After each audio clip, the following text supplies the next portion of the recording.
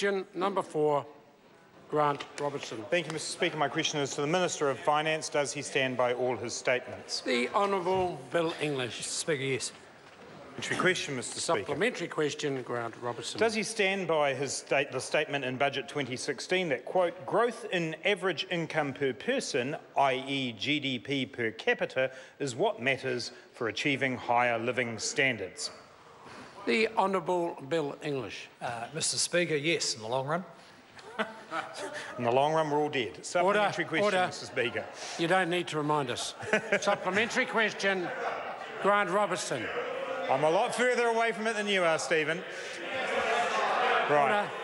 Can we just have the supplementary question, Thank please? you, Mr Speaker. Supplementary question. Given the focus in the budget documents on the importance of GDP per capita and his answer, can he inform the House what the annual growth in GDP per capita is in the Statistics New Zealand figures released today?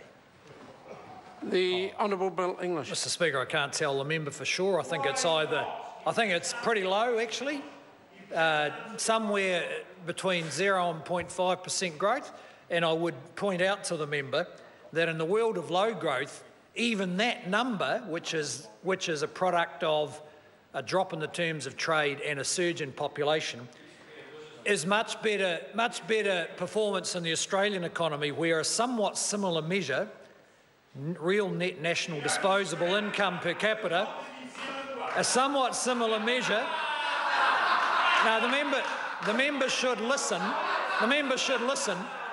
And the Minister, a somewhat similar measure has been dropping for 4 years. Supplementary question, Mr Speaker. Supplementary question, Grant Robertson. How will higher living standards be delivered for New Zealander after today's GDP figures show a 0.5% per capita increase in growth, and that's the New Zealand number? The Honourable Bill English.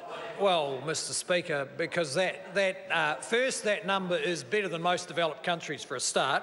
As I said, in Australia it's been dropping for 4 years, and in New Zealand it's been rising for those 4 years instead of dropping. So the per capita income gap between Australia and New Zealand is closing. And the possibility that it might rise is indicated by the fact that in the last quarter it went up 1.6%.